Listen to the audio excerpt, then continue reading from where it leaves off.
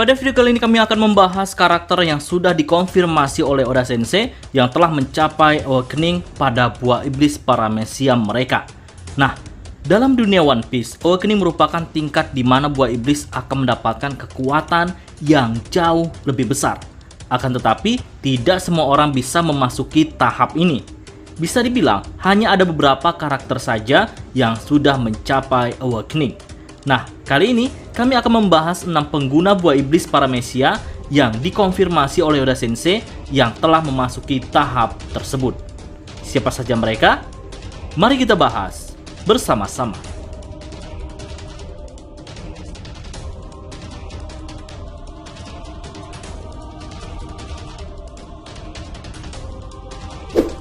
Jika nakama masih ingat, di alur Dressrosa, Doflamingo adalah karakter pertama yang memperlihatkan awakening paramecia.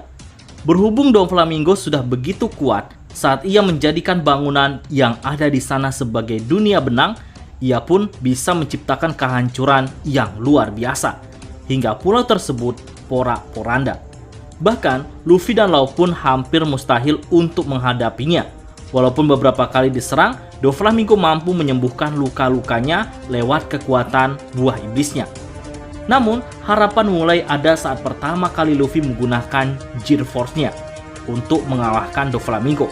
Walaupun sempat diremehkan, pada akhirnya Doflamingo harus tumbang dengan serangan dari Gear Force-nya Luffy.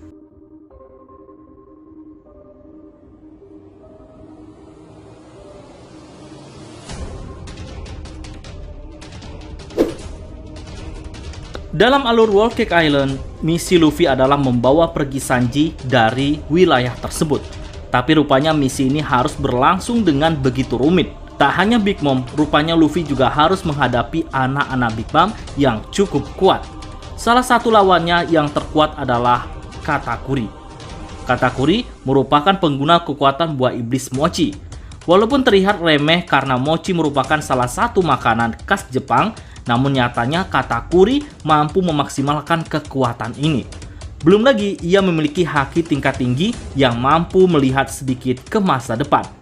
Dengan kemampuan ini, Luffy sangat sulit untuk menghajarnya karena pergerakan Luffy selalu terbaca olehnya.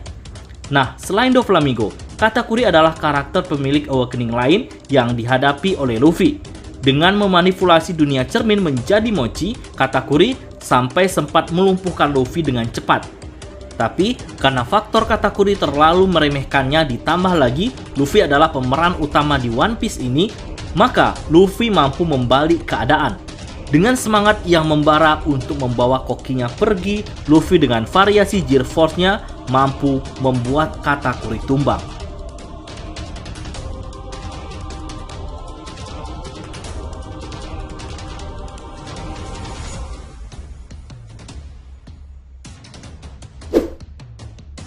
Movie ke-14 One Piece yang berjudul Stampede menceritakan tentang pertualangan Monkey D. Luffy dan kru bajak laut topi jerami di sebuah festival akbar bernama Pirate Expo. Festival ini diadakan oleh seorang pria misterius yang bernama Buena Vesta.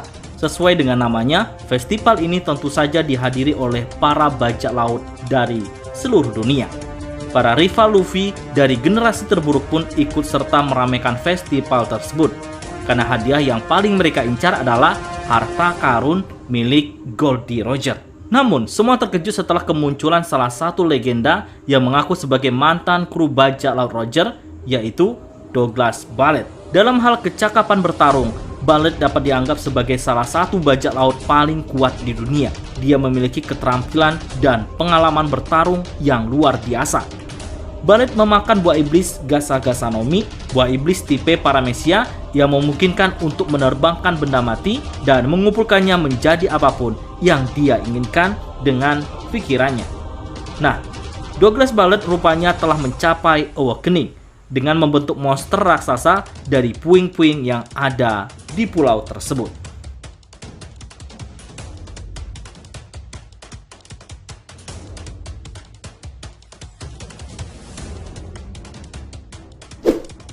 Selain Douglas Ballet, Tesoro adalah karakter movie One Piece yang sudah duluan mencapai awakening.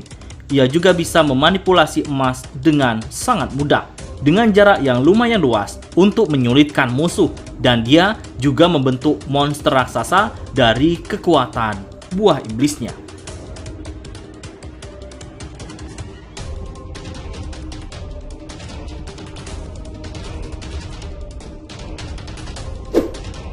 Alur cerita di Wano Kuni sudah semakin seru, banyak pertarungan-pertarungan menarik yang dihadirkan oleh Oda Sensei. Dimulai dari Luffy versus Kaido, Zoro versus King, Sanji versus Queen, dan Big Mom versus Kid dan juga Law. Di One Piece chapter 1030 lalu, dalam pertarungan melawan Big Mom, Law dan Kid menyadari jika hanya menggunakan kekuatan yang seperti biasa, maka akan sangat sulit mengalahkan Big Mom. Mengingat dia adalah salah satu dari Yonko, tentu secara fisik maupun kekuatan sudah tidak diragukan lagi betapa hebatnya.